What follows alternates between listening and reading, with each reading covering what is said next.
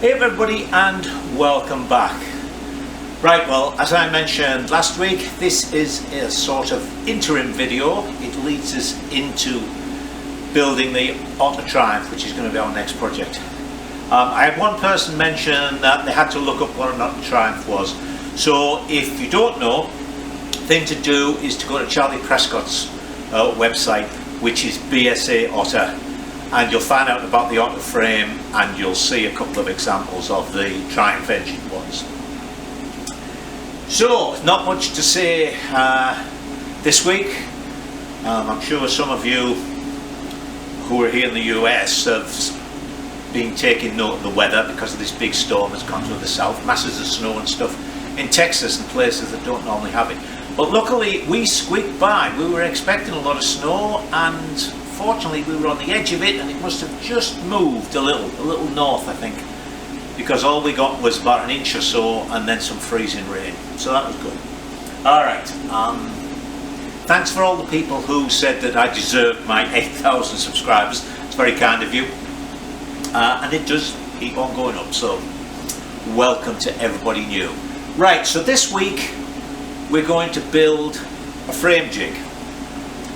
Not necessarily for the Auto Triumph, but I've been planning to build this for a while, and in fact I've started on it, so I'll take you back a little bit. But a couple of people had mentioned that they would be interested in this, and funnily enough, when I was talking to Charlie and actually speaking to a couple of friends, when I'd mentioned the way I'm going to build the jig, they were very interested in it, because there's a couple of differences, shall we say, that I wanted specifically for the way that I work, or like to work. So, don't know how long it'll be. It shouldn't be too long actually, but because I'm going to show you some of the build, but more of it is talking about the actual jig itself and showing you how it's meant to work. So let's get started. Now there's basically two types of frame jig when you think about it. There's the fixed type, like this one that we're going to show you, and there's the adjustable type. So what do I mean by a fixed one? Well, a fixed one is where you built a jig for a specific frame. Now this is the one I use for the B25 conversion to a trials bike. So that's this frame here. And more or less this can, well really, this can only be used for a BSA 250, because the whole point of it is to hold things where you need them to be. So for instance, for this one, this and this are actually the three engine mountings. So they're fixed, as I say. So what I can do is get my frame, I put it on there like that, and bolt it to the engine mountings on the existing frame. That holds it all nicely in place. Then I can cut the top off. Now this part and this bit here is to change my head angle. I heat the tube up, I have the forks in, I pull the forks back with that, and when that's on there, I'm at the right head angle.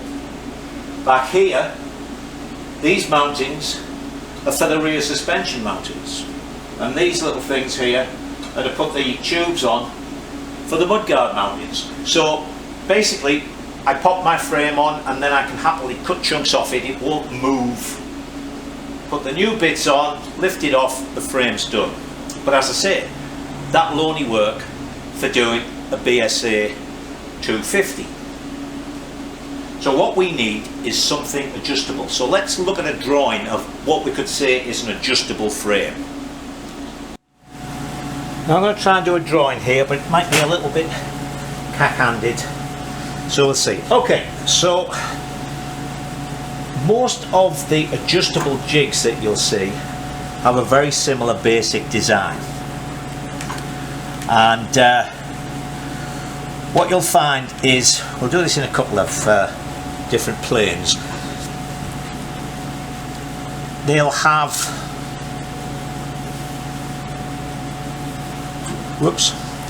two sort of long pieces of box section like that, which are going to be fastened together in 3 or 4 places. Really heavy duty stuff, because you want this to be very rigid. And then in between these there's going to be an upright. So if we do this as a side view, there's our base, and then here there'll be a piece sticking up.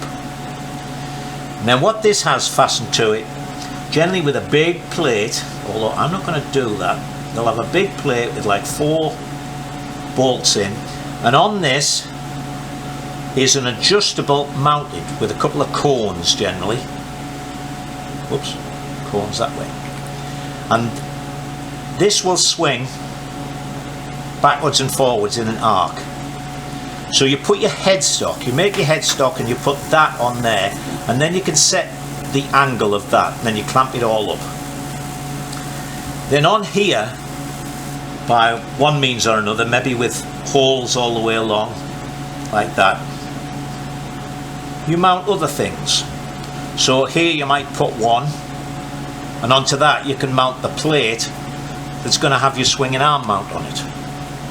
And actually you'll find if all of these frames, people use them for making what I would call choppers, but what now I think the general term is just a custom bike. And this will maybe be actually where the back wheel goes, because it's going to be rigid. And then you have various other things fitted on to which you can put your tubes and so on, so that everything gets held rigidly as you're tacking it or even welding it up fully, and then you just lift it off. So we're going to make it similar to this in the base and the upright, but this has certain points which are difficult for me to use in the way that I often like to build my bikes. So what I've had to do is come up with a sort of hybrid, so that if I'm building a frame completely from scratch, I can use this to set the headstock and everything and move these pieces about, or I can build it around, for instance, a pair of wheels. So let me show you what I've done so far, and then we'll start to, because we're going to design some of this on the fly as we go along. Alright, take 2. I just filmed all this bit and then found that all you could see was that. I don't mind it sometimes, but it was stupid. Alright, so this looks very much like the little drawing I just did, except it doesn't have the vertical thing. But what I've done here is made this so that that will come off. Now there's 2 reasons for this. That piece is welded to the 2 cross pieces, but this one isn't. Now one reason to do it this way is because, as I say, it's got to be rigid. This is 3x2 box section, or square tube as they call it here, even though this isn't square, it's oblong. And it's 1/8" wall, so these pieces weigh a lot. And if you had the whole thing all welded together, it would be really difficult to move. So, you know, unless you were a frame builder and this sat on the bench all the time, you'd want to stow it out the way. So I made it so it comes apart. Alright, so let's say we're going to build a frame, I say from scratch, they're always going to be from scratch, but where we're going to set the head angle and put everything where it needs to be. So what we need is the vertical. So there that is. You see I've got a couple of pieces welded on, so that when I'm putting it together, it'll just sit in there like that.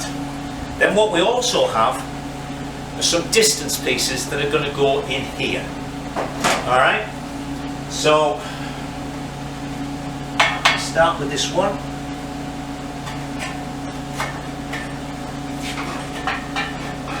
And we'll move down and do the upright.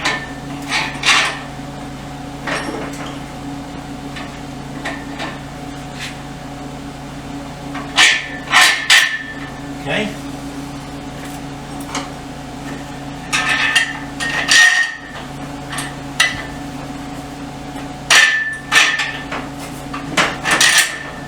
So that'll go like that, and then these are the various ones. We'll go in there like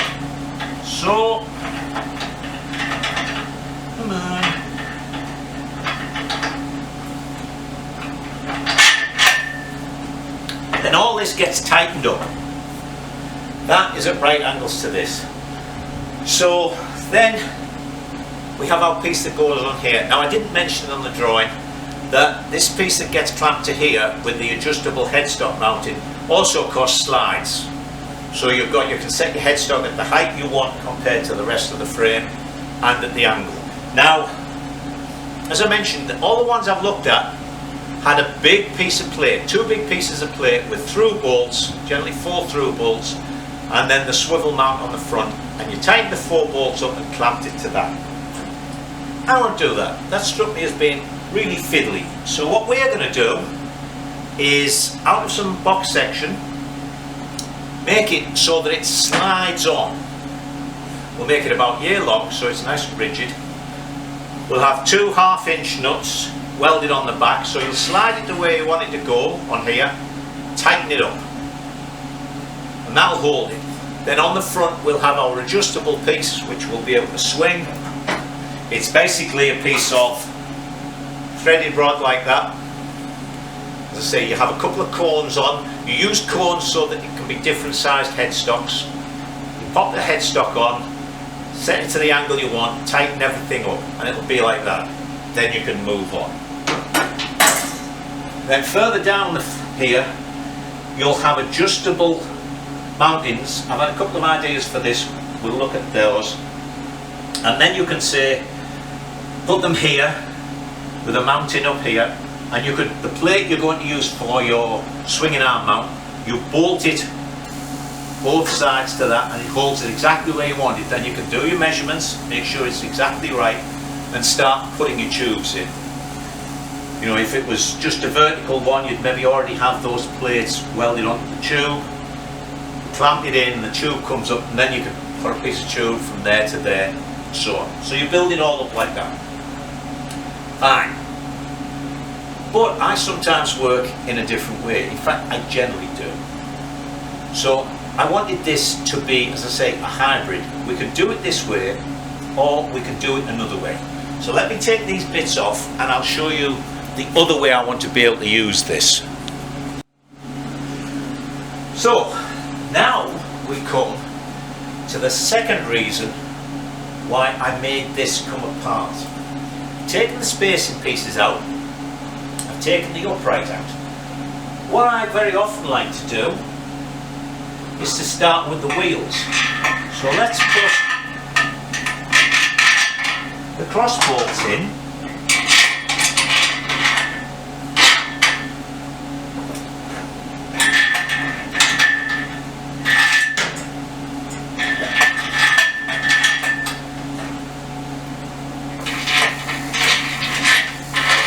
Like that. Now then, how's about if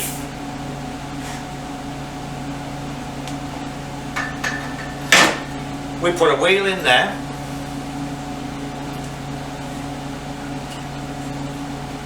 and we put a wheel in there. Actually, it's catching on the sprocket, but never mind. We'll do for display purposes. And then we set these to the wheelbase we want, tighten it up, and this acts like a big vise. Now, these rims, this is only WM2. So I actually used this when I straightened the frame from Jensen's little debacle. And what I did was I just let the tyres down, put the bike in here, and then clamped it up. And with that, the rear rim was 1 inch wider than the front rim.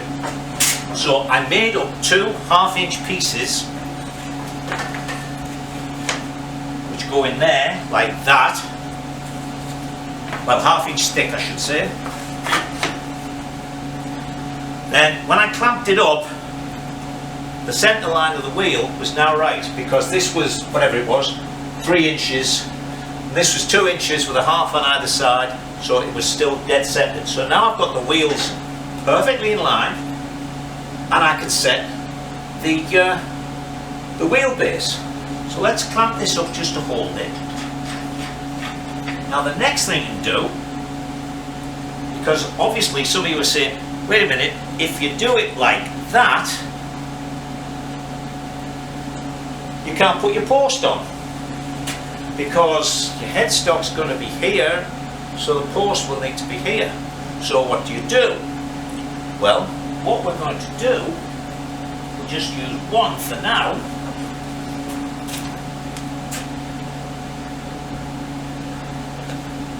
Is we're going to put our forks I should say.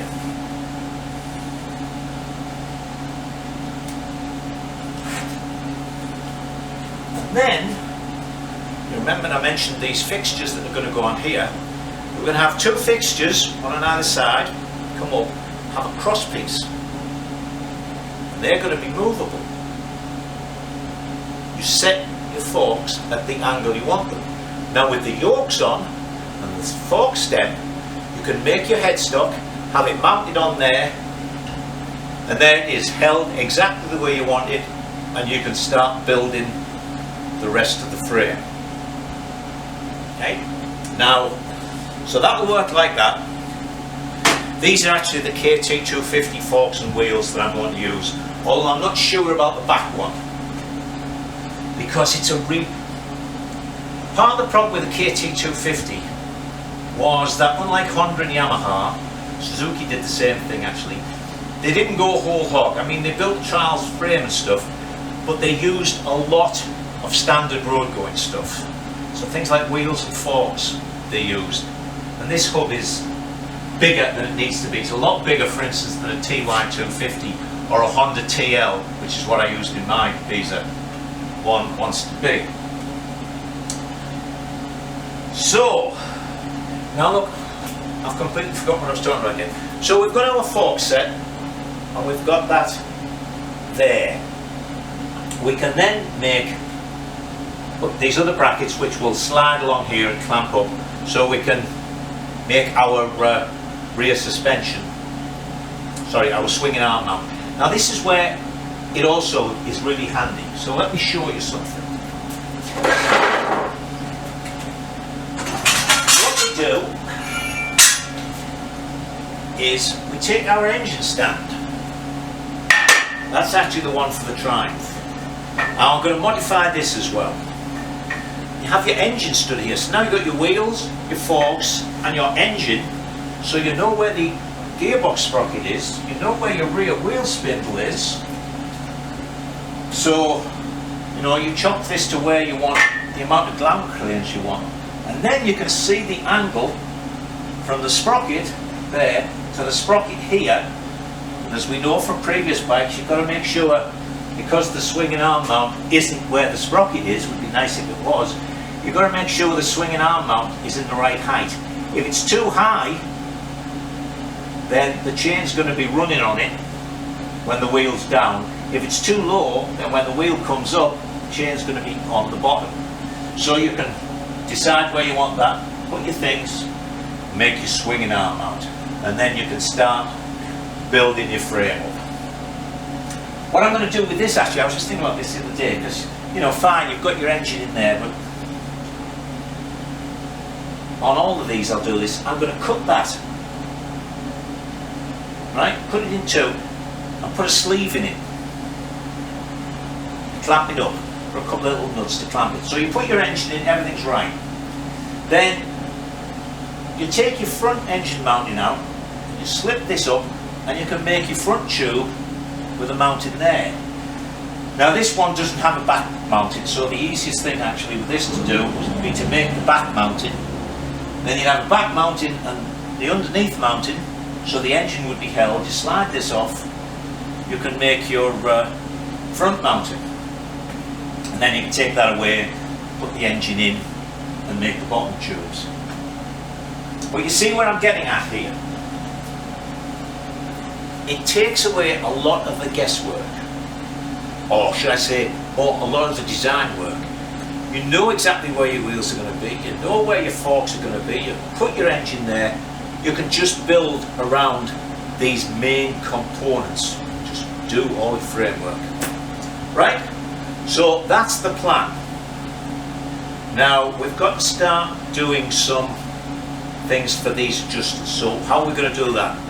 Let me switch you off so I can go and gather a couple of bits. Alright, first thing is, this tubing is filthy. So where I do my cloth? There it is. Okay, so we need something to stand here for the fork. So what I've done is I have cut 2 pieces. Whoops. Actually, I might have to make them slightly shorter to fit around that bit of wood. But basically what they're going to do is they're going to slide on like that. Then,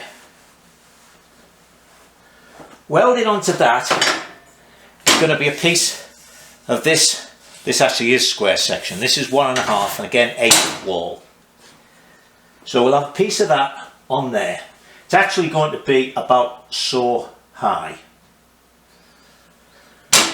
It's going to have a 1/2 inch hole drilled in it, 1/2 inch nut welded on, and a bolt that will go in, and then, let me make sure you're seeing this, and then, this is 1.5 inch, 1/8 inch wall, so the hole in it is 1.25 inch. So I've got some 1.25 inch tube, and that is going to slide in there. It's a really tight fit. So this will be adjustable. This tube will go up and down, and then I tighten the bolt I have there, and it'll grip it tightly. Then what we'll have is the top of this tube, we'll put another little bit of box section, only that way's on, so we can run a piece of tube straight through.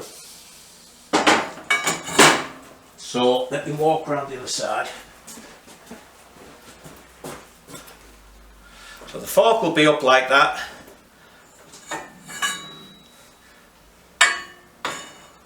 And that will be there. And depending on the angle, you see, we can slide this up and down so the cross piece is at a different height. If it was an angle right up here, we could have it high up. So that is how we're going to do that.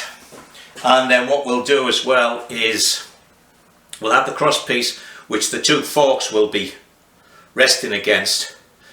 The cross piece will be drilled, and then we'll have a piece of flat that will bridge right across, put a bolt in, and we'll tighten that up, and that will clamp the fork tubes into that cross piece. So everything will be nice, the headstock will be held steady. So the next thing is, how are we going to make all these other ones of this type of thing?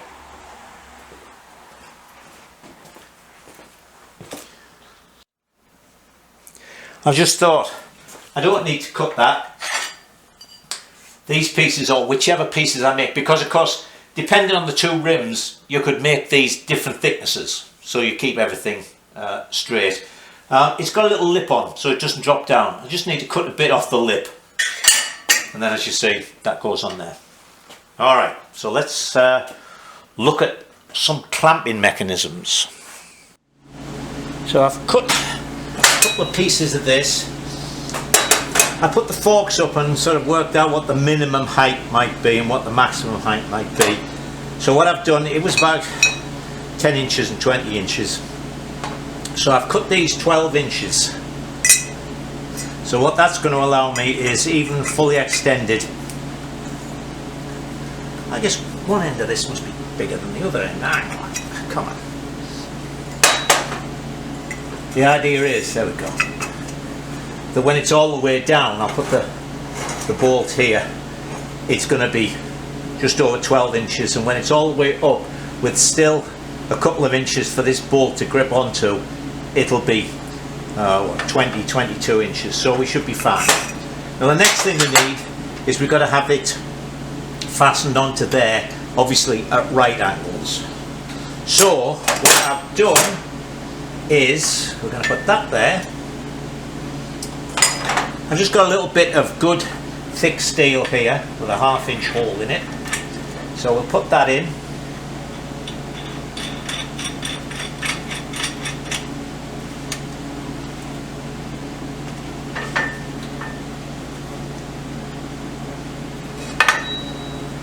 And we're going to put that there.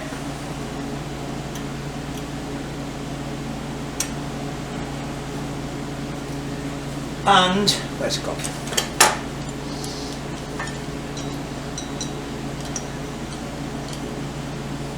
You know what, I think a smaller clamp would do there. Hold on a second. I've got a small G clamp. Actually, here in the US these are called C clamps for that shape. So if any of you are wondering why we call them G clamps, it's because it looks like a capital G. Anyway, that on there. Hang on, I'm going to put it on that side.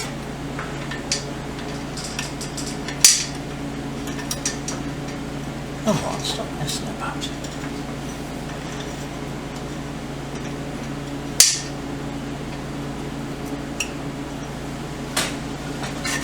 And I put that there, so I've got and I can put it sideways like that. I'll clamp it all up tightly, and then I will tack it. When I do the other side, I'll measure to make sure it's level with this. I'll measure from the end to here, and then we'll do exactly the same thing.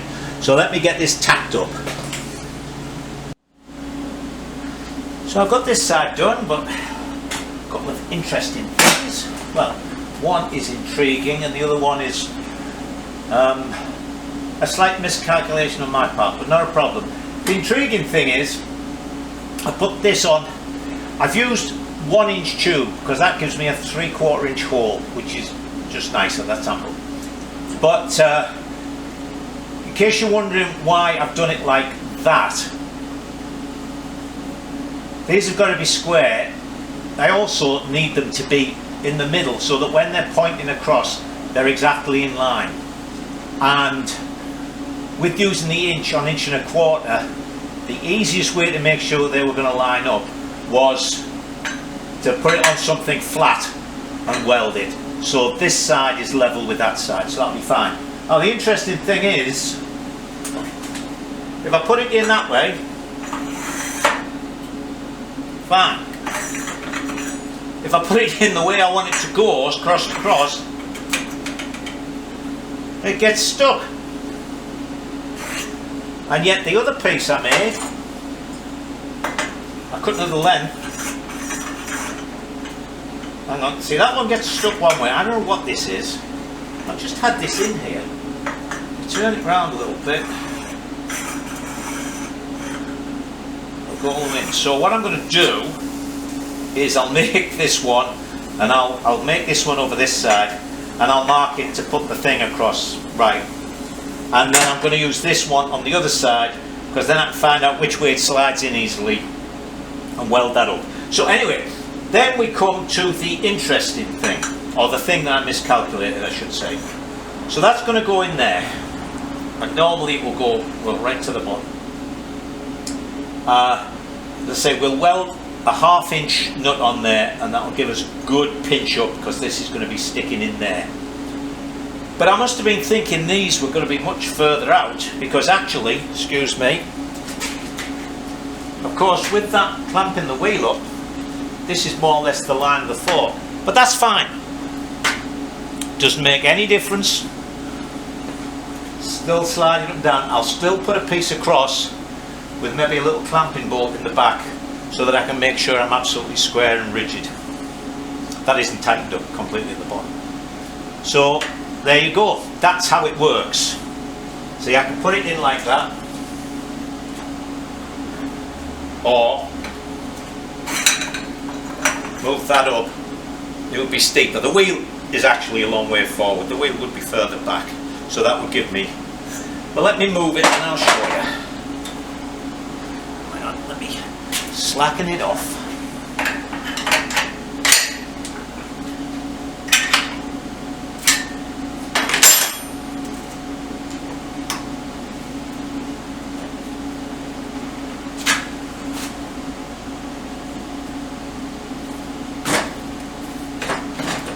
Oh, eh. No, I'm not that slack. Well, that one's still tight.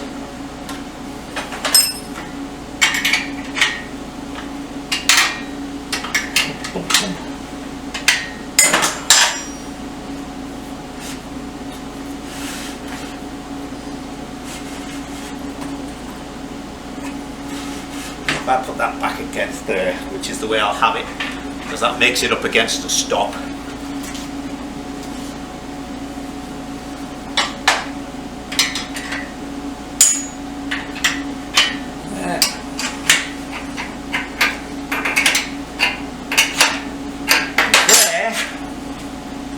Tell me, I'll put it in this way just because it will go right at the bottom. So I can have it anywhere from right like that, and don't forget if I move the wheel forward a little bit, it'll go even further down, to being up there like that. Okay? And actually, the reason I'm making these things like this is, if the need ever arose, I should actually make a longer one of these.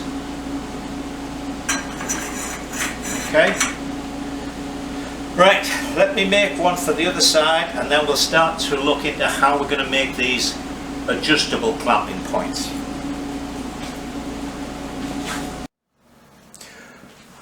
Made the one on the other side, so everything lines up. These slide up and down.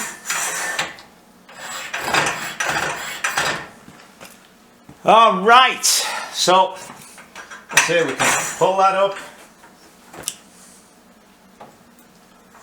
Bonk. If ever I got forks that were out, I can always make another little thing to extend these. Something to slide over the top of here maybe. Or make some, I'll just have some more pieces of the 1 inch.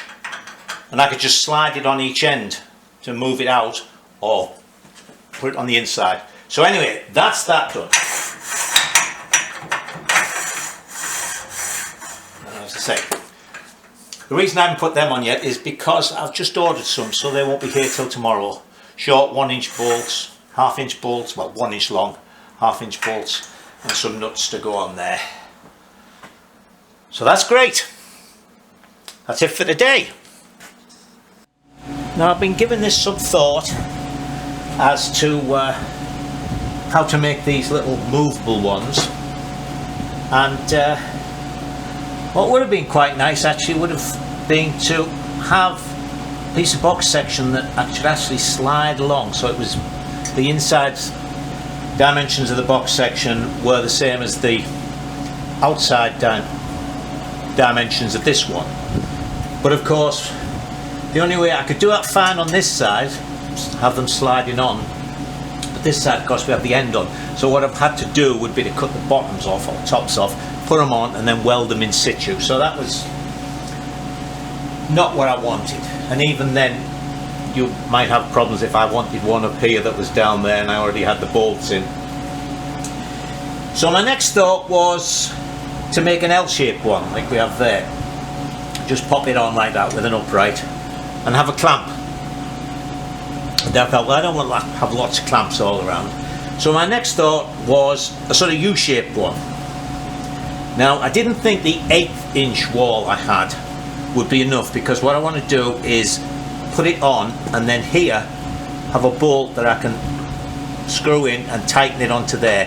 And I thought the 1/8 inch, because you know a bolt in a nut provides a lot of pressure, I thought it would probably just force it out. Now 1/4 inch wall box section would have been fine, which I didn't have, but I do have enough of the 1/8 inch, and I had some that was a 1/4 inch gap, which allowed me to double up. So what I've made, here's the first one, let me screw that out, is that goes on there like that. Then we tighten this up, well, a bit of a nip up, and there we are, see, nice and tight. So we've got another one in there, that'll go in, we can set that where we want it, same thing, tighten that up, and there we go. Now as I mentioned, I can make these in different sizes and different size sliding tubes. What I'm going to do for the top, hang on, the top, you ready for this? What I'm going to do for the top, I think, is not put a box section or anything on these, maybe put a piece of angle drilled, And then that way, because I'm thinking, you know, here might be the piece of plate that I'm going to use for swinging arm mount. Actually, it would probably be on this side, because the swinging arm's probably wider than these two tubes. So if I put a piece of angle iron on, I could drill it, and then I can put a bolt in and maybe a spacing piece or whatever's necessary to bolt to the piece of plate there, and then we can line it all up, tighten everything. That'd be good. So there for them, right? So I'll show you that one. I don't want to spend too much time showing you, you know, me making 6 of these.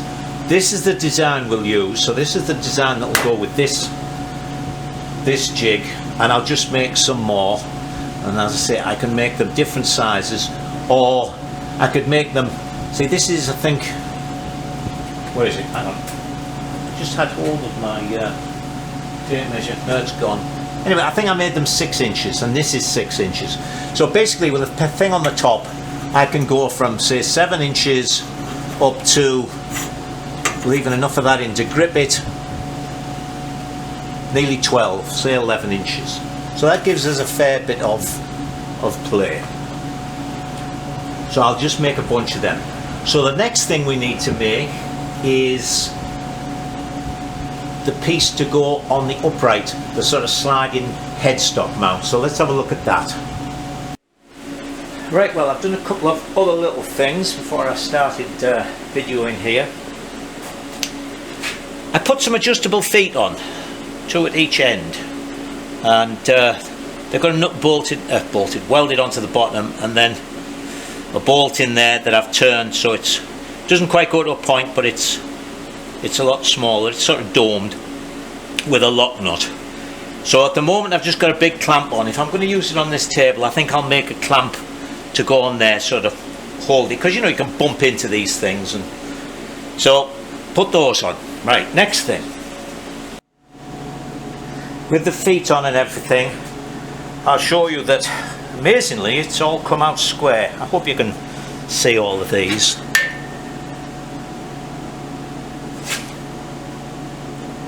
.00 end to end. I'll put this at a bit of an angle so you can see it. Can you see that?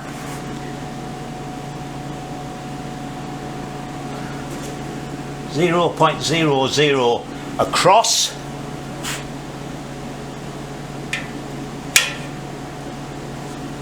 And can you see that one? Yeah. 0.00 vertical. Alright. As I said, I didn't want to make the adjustable headstock thing out of great big plates with full bolts you've got to mess around on. So I made this up.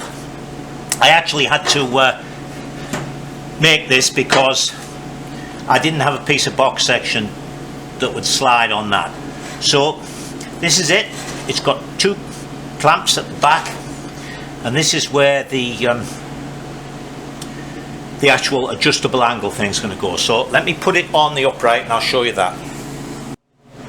Alright, so this now slides onto there like that, so it's adjustable. Tighten our clamps up at the back, and what I've made is this here. I've only tacked this in because I'm not quite sure if that's going to be long enough, but I think that much of an area being clamped up by a 1/2 inch bolt, which is going to exert a lot of pressure, and I've made this a really close fit, will hold that. I don't think it's going to need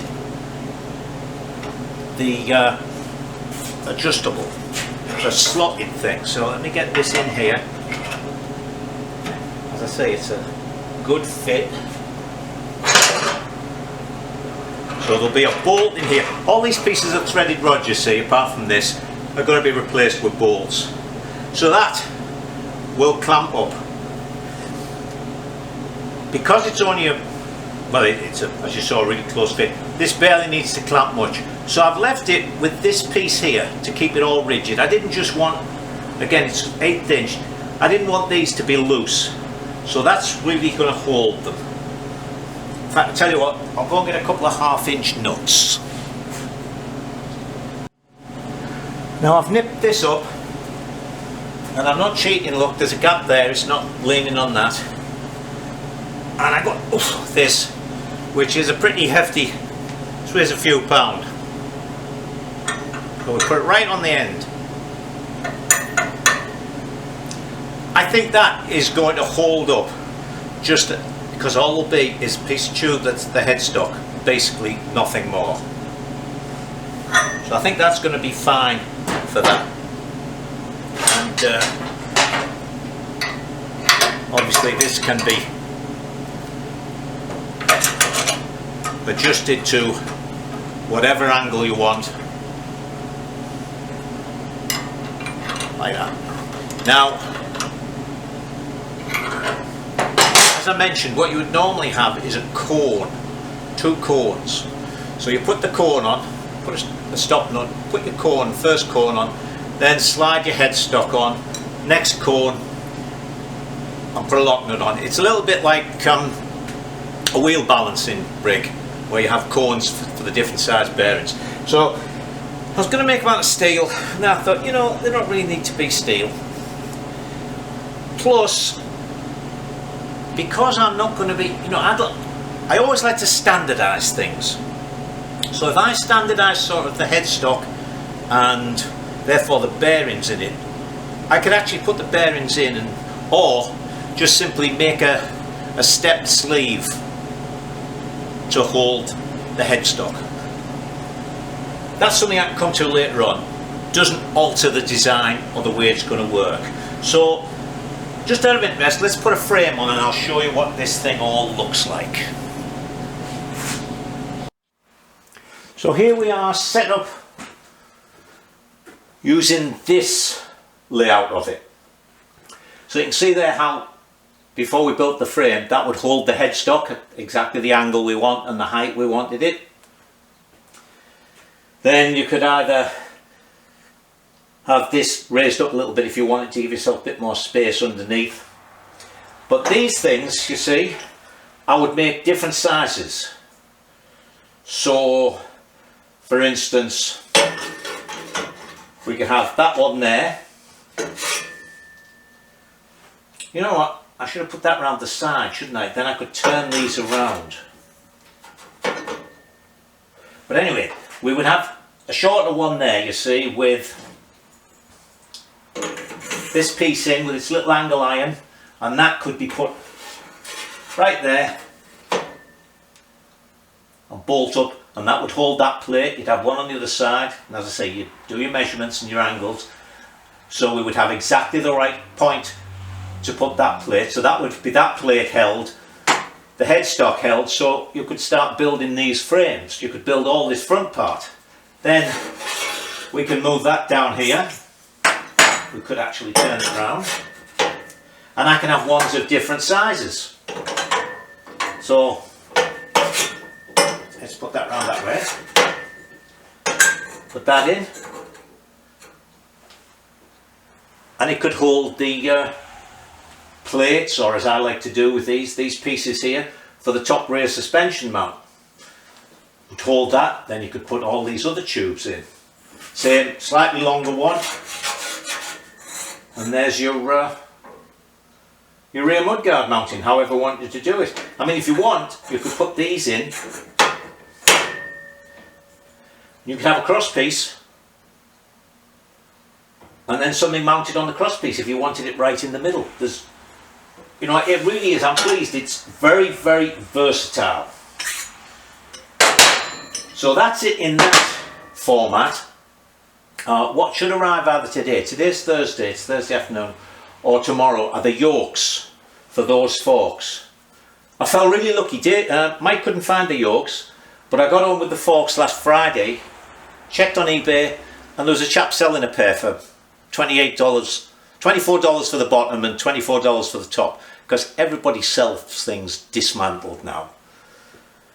I mean, if you want a pair of yokes, you want a pair of yokes. Like if you want a wheel, you want a brake plate and the brake arm spindle. So anyway, I'll have the yokes, so when I come out Saturday morning to do the last little bit with your comments, I'll take this out and we'll set it up the other way with building it with the wheels in. Alright, so I'm quite pleased with that. I mean, if I wanted, I could actually bolt something on there to hold that up slightly if I needed to be able to get underneath. There's so many ways you could set this up. It's come out well, which is the whole point. As I say, it was meant to be an adjustable jig. So there you go. I'll show you the other bit on Saturday, and then we'll get stuck into our next project. So I'm going to go in and have my tea. So it's Saturday afternoon and the yolks haven't come, so I can't finish that off, but I've been working and I've been doing a lot of thinking. Right, so I made the other one of these tallish ones and I turned those round to the sides, so now I can put it on either way, see, in or out, and it won't go. So I was thinking about these, the uprights, the sliding pieces. Pieces that go like that, right? I still can't fathom out why they go in some ways and not others. Anyway, I was thinking about these and I thought, okay, you know, the idea is I can make these with different tops. Remember, I was thinking of putting an angle iron on with a hole in, and I thought, wait a minute, instead of making lots of these, why don't I make tops that lock on with the piece on? That way all I have to do is cut different lengths of these tubes. And then I got thinking about those clamps that woodworkers use for things like doors, the really long ones, and all they are is an end piece and a clamp piece, and they just use, well, I think it's water pipe, you know, like 1.5 inch pipe or whatever it is, to make them as long as they want. So I thought, rather than make these with a thing on the top, why not put the mounting on the side? So let me pull you back. So now we put these in, I can just cut these whatever length I want them, and then just slide that on, and I can put it to where I want it. And I can put it with that on the inside at the front, I can put it with that on the inside at the back, outside front, outside back, and as you know, we can move this from outside to inside. So there they go. Now this one I've made up thinking about the rear suspension top point. I put a 3/8 hole in it because that's the size bolts I get for rear suspension units, and I put it near the top so that if I'm making a plate up, I can get the tubes in and work it. I was also thinking what I could do here actually was say put a 5/16 hole in the bottom and that switch them around. But also actually what you can do with these, if I have two on, is I can turn them round. See, it won't go on that way. Weird. There it is. I could even put them on that way, and then I could bolt the piece across if I needed some sort of mount in the centre. So this one, you see, would be great for doing the rear suspension units, because this is a long tube. I can bring it right up or as low as I want. Plus what I've made, I've lost it, there it is, I only made one, is I can make some small ones like that.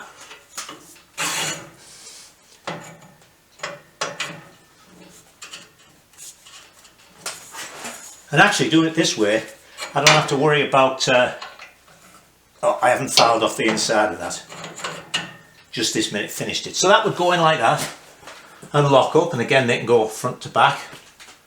So I could have a really short tube in and just have that down there for a swinging arm mount. So I think that all will work well. All I've got to do is make a few more of these up, well, these and the top pieces. I got some proper bolts, you'll notice, so they're in.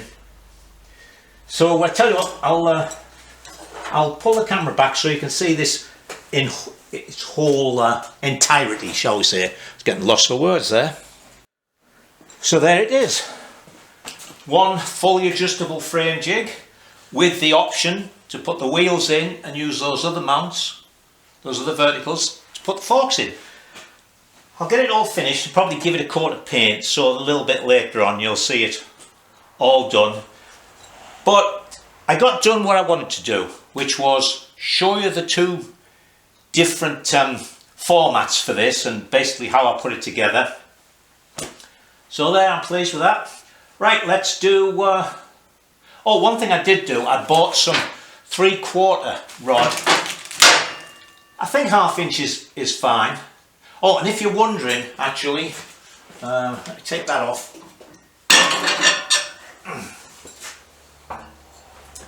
Oh, it's on tight now. I put that vertical, put the level on the side of that. That is exactly vertical. And I measured it, it's exactly in the centre. So we're fine for when we put the headstock on. All right? Okay, let's have a look at some comments. Now I had a couple of comments about this back bolt in a chain case. And I mentioned that it wasn't a screw that screwed into here, it went right through, and it was, because of the way it was cut out in here, it could breathe through it. Well, as was rightly pointed out to me, actually, what they did was they put a chain oiler on it. See, there it is. Now somebody asked about making one of these. So what I'm going to do, see, it just screws into there. There isn't another hole for it. So that goes in there. The way that the hole is, I can't move all these, but there's a hole at the back here going in. This piece here, if you imagine this being a round piece of solid round, when it gets near the back it's undercut. So you can actually, if I had a little bit of something I could poke it through. But anyway, then you notice the bolt is smaller than the hole, so the oil mist can go in there and out to here. But as the people who mentioned it pointed out, of course, it's, you could say it's a total, not a total loss. What is the word? Yeah, total loss. You slowly lose oil, and it does tend to just spray about all over. So most people, and these get lost, most people would just blank that off. But what we'll do, just out of interest, because it's such an easy thing, when we finish the bezier off, we'll make one for anybody who wants one. All right, next comment. So, what else did people mention? Right, a couple of people said, oh, hope I checked the oil returning to the oil tank when I started the engine up. Well, if you cast your minds back, you may remember that one of my normal procedures is that before I even start the engine, in fact this time I did it without, didn't even have the cylinder head on, I kick the engine over until I get oil out of the rocker feed. And if I've done that, it means it's going into the pump, through the crank, through the big end, down into the sump and back through the return system. And particularly with the C15, I mean with the B25, the rocker takeoff is at the bottom of the engine. That's right at the top on the tank. So if I can get oil out the rockers, then the whole system is working. And I did check it actually, just to make sure, but I knew everything was fine before I even dared start it. Right, got to mention about on the brake rod, right, if that's the brake rod, and the arm's there on the back, on the brake plate, putting a spring in between a lock nut and the actual arm. Yeah, a lot of the earlier bikes had them. I'll be quite honest, it's another one of those things that I never put on and I've never had a problem. So, you know, it's so that when the brake rod goes back, you don't have the rod moving in the actuating arm. So when the brake rod goes back, the arm goes with it. It's all kept under tension. But as I say, I've never had a problem, so it's one of those things. Put one on if you want. If you don't, I don't think you'll notice. Someone asked about the paint I use on the frame. Depends. I use PPG products and the urethanes. Generally I use, certainly for side panels and things, I'll use a base colour and then clear coat. And certainly like with the oil tank and that there, where you have a decal or a transfer, you want some clear coat to protect that. But what I also do, sometimes is, and this was a system that was recommended by my paint supplier, I make up my base coat, which is 1 part paint, 1 part thinner, or reducer as they call it here. And then I make up my clear coat 2 to 1, clear coat and hardener. And then let's say I think I'm going to need 8 fluid ounces, or whatever that is. What's 8 fluid ounces? That's a pint, 500cc, something like that. I'll make 4 fluid ounces of the clear coat at the right 2 to 1 ratio, 4 fluid ounces of the base coat at 1 to 1 ratio, then I mix them to make my 8 fluid ounces and spray that. You get a really hard finish, you get colour all the way through, so it looks different. It's a nice gloss, but it doesn't have that glossy colour underneath clear coat look.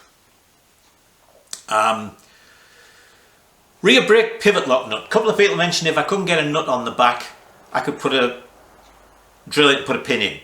Well, as it happened, I ordered a nut, and when it came, it's a thin nut. I meant to get it out to show you, but it's a thin nut, so it will go in the back, so I'll put that up on.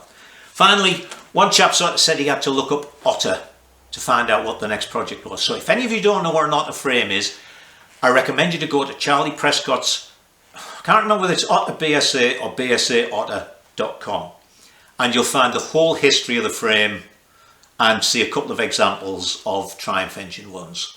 So I think that's everything for this week. Next week we'll get started with the sort of plan and everything we're going to use for the actual building of the Otter Triumph. So until then, stay safe and enjoy yourselves.